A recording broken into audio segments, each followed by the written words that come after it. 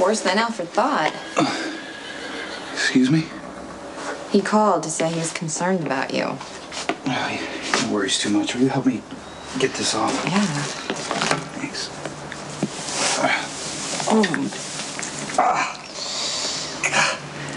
That's gonna hurt in the morning.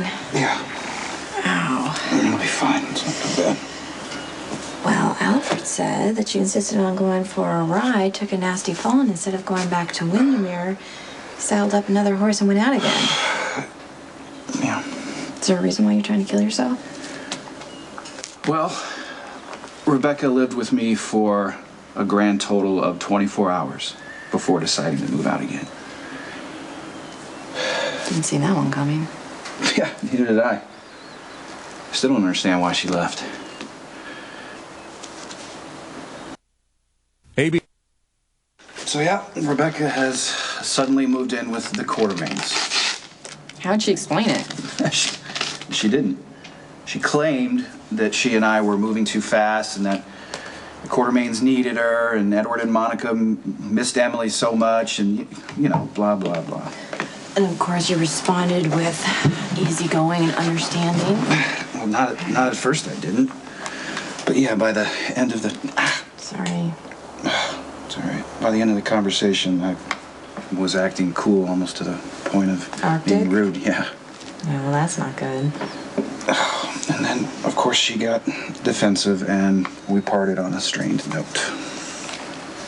Well, look at the bright side. Rebecca's known you for a few months. I'm sure she's seen you all princely in Paris before and managed to overlook it. Well, thank you for the reassurance. Now, can you please explain to me what she thinks she's doing? I mean, moving in with the Quartermaines, that just doesn't add up. Sure it does. For Edward.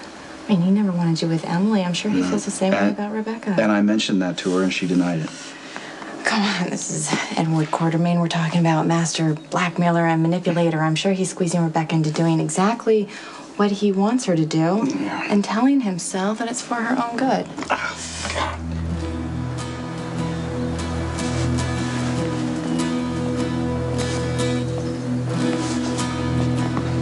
Thanks.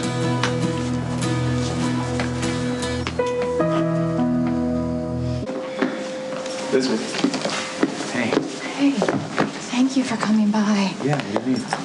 I'm really worried about Nikolas. Why? What happened? Well, Alfred called me over to Windermere this morning because Nikolas took a nasty fall off of his horse, and instead of going back to the house or, God forbid, seeing a doctor, he saddled up a different horse and went riding again. So you're telling me he had a fight with Rebecca? Okay, but this is the weird part. He says that things are totally fine between them. But yet Rebecca moved out of Windermere 24 hours after she moved in. That's kind of weird. Yeah, and guess where she moved to? No idea. The Quartermaines. That's a little weird. Not really, if you think about it. It's classic Edward.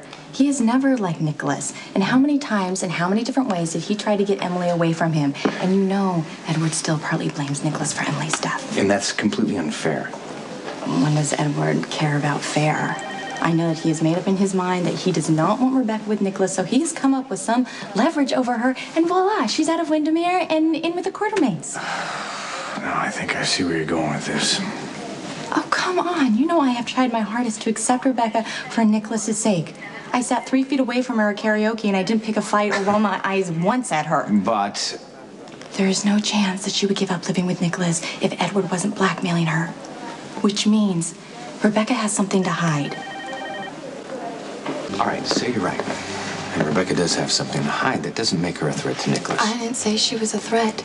Exactly. But you don't like the two of them together any more than I do. Look, it's a little morbid, and I think he's using Rebecca as a substitute for him.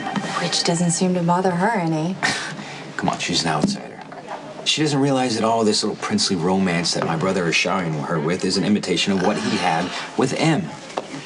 Okay, you and I obviously see things very differently. You think Rebecca is innocent and that Nikolas is using her, not necessarily out of malice, but that he knows what he's doing. And he's being self-indulgent and unfair. Pretty much. Well, I see things completely opposite. I think that Nikolas literally cannot help himself. That he has been grieving for Emily for so long, every time he tries to move on, it just blows up in his face. And then in walks this woman who looks exactly like Emily, who is totally eager to fill her shoes. How can he not say yes? Nikolas has been pursuing her from the start. Right. The long-lost twin sister who just happened to end up in Port Charles. Yeah, sorry, I don't buy it. The stories do not add up, and they never did. And now Edward knows something that he's using to blackmail her. Hey, that should make you happy since Edward doesn't want Rebecca with Nikolas anyway. No, because if Edwards ends up being the bad guy, then Nikolas will never see Rebecca for who she really is. He will never look past that phase and see that she's the complete opposite of Emily.